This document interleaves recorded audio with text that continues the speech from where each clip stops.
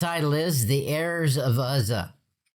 And it's not just Uzzah that's in error in this chapter, although he's the one that gets punished publicly. There's more at error than Uzzah. It's an error of the age. And we're living in that Uzzah age now. Look at it in verse 1, 2 Samuel 6, verse 1. Again, the again means you got to go back and find out what was going on beforehand. So the context of this chapter is David has been mopping up the country. He's coming through one success story after the next. And now we're going to get, this is your life too. Many times you go through and you feel like everything is going right. Finally, you got everything on the ball. And then all of a sudden it falls apart. It didn't fall apart. It was always falling apart. You just realized it. Here's David. David gathered together all the chosen men of Israel, 30,000. And David rose and went with all the people that were with him from Baalah of Judah. I've always thought that city should not exist. I don't want Baal anything. To bring up from thence the ark of God, whose name is called by the name of the Lord of hosts that dwelleth between the cherubs. And they set the ark of God upon a new cart and brought it out of the house of Abinadab that is in Gibeah. And Uzzah, and how do you say that? Ohio?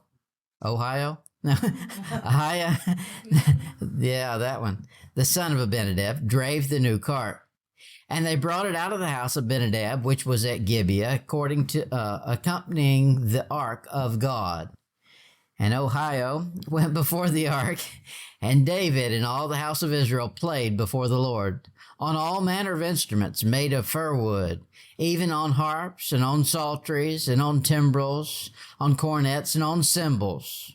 Sounds like what they do when the boys have to bow down to Baal, or the image, doesn't it?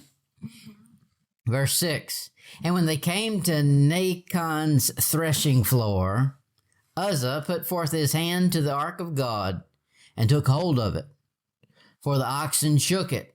And the anger of the Lord was kindled against Uzzah, and God smote him there for his error. And there he died by the ark of God. And David was displeased because the Lord had made a breach upon Uzzah. And he called the name of the place Perez Uzzah unto this day. And David was afraid of the Lord that day, and said, how shall the ark of the Lord come unto me? Good question. He says, we're doing all we can trying to get the ark up here. And when we put forth our effort, look what happens. God kills one of the guys. Look at another passage that relates to this, Exodus 25. Exodus 25, verse 12.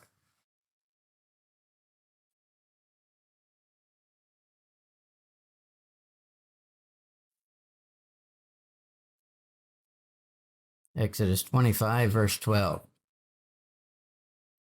This is talking about the ark, and they're setting it all up. He says, verse 12, and thou shalt cast 4 rings of gold for it, and put them in the 4 corners thereof, and 2 rings shall be in the one side of it, and 2 rings in the other side of it. We understand what's going on here. He's telling them this is how you're going to make the ark so it can be transported. And thou shalt make staves of shittim wood, and overlay them with gold. And thou shalt put staves into the rings by the sides of the ark, that the ark may be borne with them. The staves shall be in the rings of the ark, and they shall not be taken from it. That would be like this. What's going on in our story is they've decided they're going to put the ark on a cart. And according to our verse, it's got the staves still sticking out of it. If they've done what the Bible says they were supposed to, leave the staves in it. That is, it should always be ready to move. It'd be like taking a vehicle that has good running wheels and putting it on top of another vehicle. We don't put a skateboard underneath the wheels of a car. A car's already got wheels. This ark already had a way of transporting, and they just stuck it on a cart because they wanted to do something a little different. Look at Numbers 14.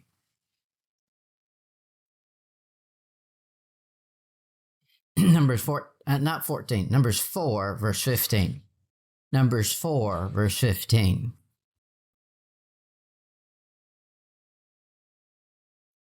Numbers 4, verse 15. And when Aaron and his sons have made an end of covering the sanctuary and all the vessels of the sanctuary, as the camp is to set forward, after that the sons of Kohath shall come to bear it, but they shall not touch any holy thing lest they die.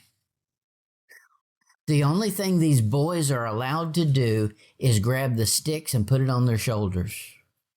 He says, don't touch anything else, I'll kill you for it. All the way back in Numbers. It was in plain black and white English.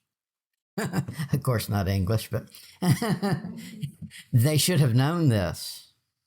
And God is specific. He also said there's only one family that's allowed to carry it. The sons of Kohath.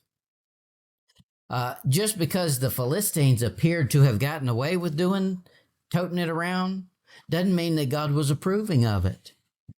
The rules didn't change. They're still God's rules. He says at the end of the verse, these things are the burden of the sons of Kohath in the tabernacle of the congregation. I'd say it is a burden. You got to be careful you don't touch anything else. Because you touch something else, he says, I'm going to kill you. I'd say it's a big burden. Other than having to carry it around, the whole thing's overlaid in gold. It's got to be heavy. Let's find our text here. We're talking about Uzzah being slain. And there's some great error here that's gone on for God to get mad enough to kill the man who's trying to bring the ark back to Israel. The first thing I'll notice is what I call production. In verse 1, it says, all the chosen men. David got a party together and all the celebrities came down. It was a who's who of the mighty men of Israel. And they all showed up for this program. They're all going to go get the ark and make a big production out of it.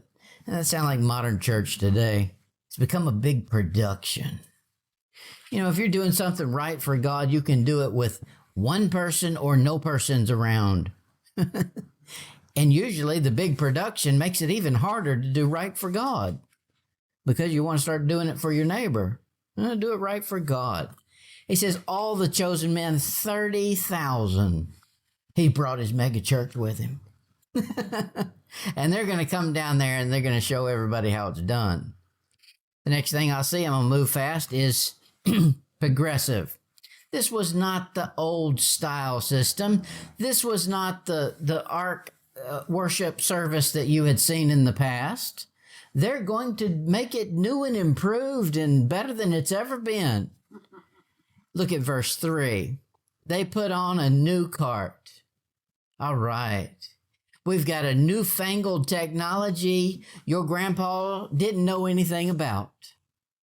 And it's going to be fast and slick, and everybody's going to enjoy it. A new cart. Everybody likes something new. God doesn't like something new. He tells us to go back to the old paths. He tells us that his word doesn't need to be updated. It's right there in black. Now, I'm glad it doesn't. Otherwise, how would you know what you had? And the problem is this: once they got it on a new cart, what happens next year when it needs to be moved around? We got to find a new cart. It's no longer a new cart. That's what Christianity has done. They've gone from one entertainment show to the next one's got to be even bigger and better. And you're competing against Oprah. You ain't going to win. Just go back to simple Bible. Now, David should have learned that. He should have known that. Of all the people there, he should have known. But even he had missed the ball on this one. The next thing I'll notice is the pedigree. Remember, we saw it was only supposed to be one family that was allowed to move this thing. And that was Kohath. Well, Kohath ain't nowhere near this one. It's Abinadab. And Abinadab and the boys. Well, they ain't Kohath. Matter of fact, I don't think they're even Levites. In verse 3, it says, and they set the ark of God upon a new cart and Abinadab, that was brought out of the house of Abinadab, and Uzzah, and Ohio, whatever his name is, the sons. The boys have grown up with the ark there. It's familiar. It's household furniture. It's not a big deal to them. They've probably done all these wrong things you're not supposed to do on a regular basis. They've probably been running around there, and, when company comes over, they dust it so it's nice and shiny and polish it up. And just because God hadn't dropped them dead for it before doesn't mean that the rule changed. Guess what? The world's going to get away with being worldly because they're not God's kids. God's kids have a lot higher standard to live by. Amen. Than what God makes the. Now, he will from time to time. He'll just get fed up with the world and smash them. But not often. A lot of times he's having mercy on them where he's not going to have it on us because we know better.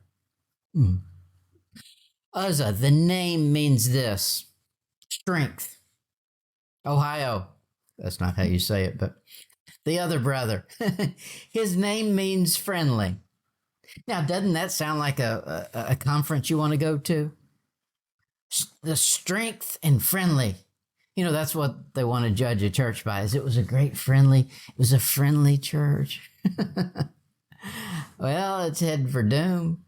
That's exactly where it's going to end up. God's work is not party to man's emotional entertainment or rationale. God's rules should be heard and obeyed. Now, David knew that. Uzzah should have known it. And the boys. They had the ark. If ever there was a time to start researching the law, it would be when you had the ark in your house. Wouldn't that move you to go research it? I don't get the indication they knew anything about it. The next thing I'll see, I call a performance. Got to be a performance. Got to be a put on a show. And that's what a lot of people want. When Jesus showed up, that's what the people wanted, a show. Give us miracles, signs, and wonders. 2 Samuel 6, look at verse 5. And David and all the house of Israel played before the Lord on all manner of instruments. That is, they got the orchestra out and the big band, and they're, if there was something you wanted to attend that seemed to be godly, it would be this. This is a Christian Mardi Gras right here. And he brought it to town. And I think that David put on a good show here. Sounds like it. Everybody's getting excited and creating a spirit. That's the problem. It's easy to create a spirit. You don't want to create one.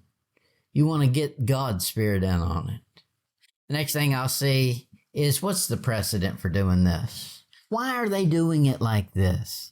This had never been done before. In verse 2, he says this. And go back to 1 Samuel. We're going to jump back a book. 1 Samuel, this is when the ark has gone down and it's in the Philistine territory. 1 Samuel 6, verse 2. Philistines have the hot potato, and they're saying, we got to get rid of this thing. So here's what they decide. 1 Samuel 6, verse 2. And the Philistines called for the priests and diviners, saying, what shall we do with the ark of the Lord? Tell us wherewith we shall send it to its place, to his place. Drop down to verse 7. Now, therefore, make a new cart. We've seen that before. This idea came from the Philistines. Philistines came up with this. 2 milk kine on which there hath come no yoke, and tie the kine to the cart, and bring their calves home from them. Okay. So the whole idea of using the cart was this: the Philistines. Well, we got a bunch of churches and a bunch of Christians now running around thinking the world is pretty successful in their techniques. Let's mimic it. Well, let's find out how it works out. Somebody's going to drop dead. That's how it works out. God says, don't do it. I got a special way I want it done. Now, I think it's interesting that it's a cart. You know what goes on right now in America? You can't get anything basically by going to the store. You got to do it. All your shopping needs to be done on the computer. And actually, I'm there. I don't want to go to the store anyway and fight with all these crazy nuts and get on the road and get hit. So they shop on the line online. You know how you do that? You put it in your cart. And you load that cart up. And pretty soon something happens. You got to check out. But a lot of us throw it in the cart and then we just see what it looks like at the end. And then sticker shock comes in and we say, oh, never mind. Let me get off of this page. I don't even empty the cart. I just leave. Our problem, your problem, is this cart, and was Uzzah's problem. In Hosea chapter 8, verse 7, he says this, for they have sown the wind and shall reap the whirlwind. It hath no stalk, the bud shall yield no meal. If so be it yield, the stranger shall swallow it up. That is, every action has a reaction. And when you break God's law, it requires punishment. Uzzah is going to find out the hard way. Once it's in the cart, you can't take it out. He's going to have to pay for it. In Hosea 10, verse 12, he says this, sow to yourselves in righteousness. Now, that's the same rule of sowing and reaping. Sometimes it turns out to be your punishment. Sometimes it turns out to be your blessing. Sow to yourselves in righteousness, reap in mercy. Break up your fallow ground, for it is time to seek the Lord, till he come and rain righteousness upon you. That is, you can do good or you can do evil, and both of them bring in a bumper crop. Now, it seems like the righteousness thing takes a lot longer to produce fruit than what wickedness does, because it's supposed to be that way. You'll find there's a comparison of two things you can do. You can do the works of the flesh, and you know a work gets produced. Or you could have the fruits of the Spirit. Fruit takes a long time. You got to fertilize it and wait on it to produce and wait on it to get ripe and wait. That's life. If you're sowing the right way, you're not going to see immediate results. I'd rather have that be my problem than reach out my hand and die for it. That's what's going on here. In Romans 2:6, it says this, who will render to every man according to his deeds. That is, it's God's job to see to it man is rewarded for the way he acts.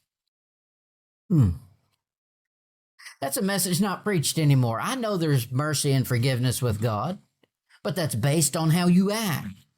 He doesn't just hand it out willy-nilly. In 2 Corinthians 9:2, he says this, but I say, he which soweth sparingly shall reap also sparingly. That is, you want to grow a window unit garden. You know, they put those little things you can put in your window, and you could grow 2 plants. That's not much of a garden. Or you could go plant you a big garden. Well, it's a no-brainer. You're not going to get much out of the window unit, and you'll get a whole lot out of a big garden. Guess which one takes more work? That's life. If you're going to sow sparingly, that's what you reap sparingly. And if you sow bountifully, you'll reap bountifully. Now, that's talking about sowing righteousness. If you'll sow righteousness, he says you'll reap mercy. We all want it. In conclusion, let's find Uzzah check out. He's got his cart here, and he's about to check out. In 2 Samuel 6, verse 7, it says, and the anger of the Lord was kindled against Uzzah, and God smote him there for his error. It was an error. He didn't know any better. He was stupid. Does not matter. Doesn't matter when you speed down the road and the cop pulls you over and says, you know why I'm pulling you over? You don't get out of it because you say, no, I didn't know. Says, good, we need more people like you so we can write them more tickets. Now, maybe Uzzah didn't know. Nobody told him. He didn't realize that he was not even of the right family to be toting this thing around to begin with. He thought he was doing a good thing. He was not pushing the ark off of the cart to smash it. He was doing the opposite. He was trying to steady it so it could get to its destination.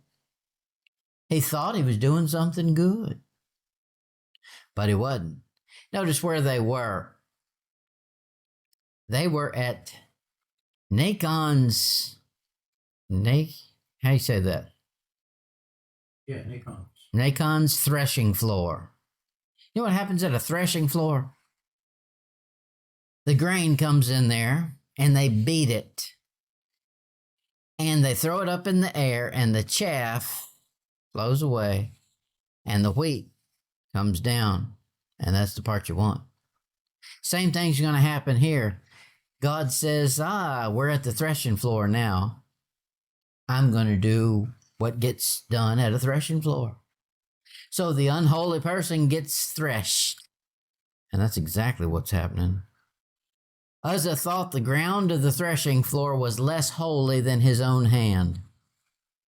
He thought, oh no, we can't let this thing shake and the ark hit the ground. I'll just use my hand and steady it. No, God had told him all the way back early on, even the people who are allowed to carry this thing had better not be touching it. Don't want any fingerprints on it. Keep your grubby paws off of it. You know, that's what the parents used to tell the kids when they went to the store. You can look, but don't you touch anything. That's what God's saying. Keep your hands off of it. We got too many people with fingerprints all over the work of God. Keep your hands off of it. Just obey. Your job might just be to carry a load. That does not sound like fun. The pandemic of David's day seemed to be ignorance of God's law. Now, we think of David as being the one who loves the law of God. Well, it took some experience to make him go love it. I think this motivated David to begin studying the law like he never had before. And from here on, David realizes how much the law means. And from here on, you find a special relationship between the law of God and David because he's got to study it hard. In 2 Samuel 6, look at verse 9. It says, and David was afraid of the Lord that day and said, how shall the ark of the Lord come to me? Doesn't hurt to have a little fear of God. David had some fear. You know what? He had a good question. How are we going to get this ark up here to me? Good question. There's an answer. Isaiah chapter 8. Isaiah 8, verse 20. Isaiah 8, verse 20. We did not find David do this before he went down to get the ark. He didn't say, go ask the priest how we're going to go down there and get the ark. No, David just had an idea he was going to do it, and he went and did it. Or he tried to. He says in Isaiah 8, verse 20, to the law and to the testimony, if they speak not according to this word, it is because there is no light in them. If there's not Bible behind it, it's just somebody's opinion. David said it'd be a good idea to go down there and get that ark. That's your opinion. If you've got some law of God behind it, if you got the real word on it, then let's hear that. I don't want to see your Facebook post. The wise words of Yogi Bear. What does that mean? Nothing. Here's the conclusion to our story today. I'll find it in Proverbs chapter 8. Proverbs 8, verse 33.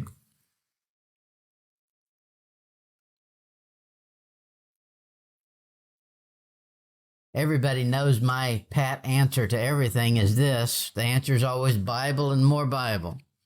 Now, it's not always just Bible and more Bible. Sometimes it's obey all that Bible you got. Proverbs 8, verse 33. David had to learn this lesson. Uzzah learned it the hard way. Hear instruction and be wise. Refuse it not. The Bible is where we get the answers.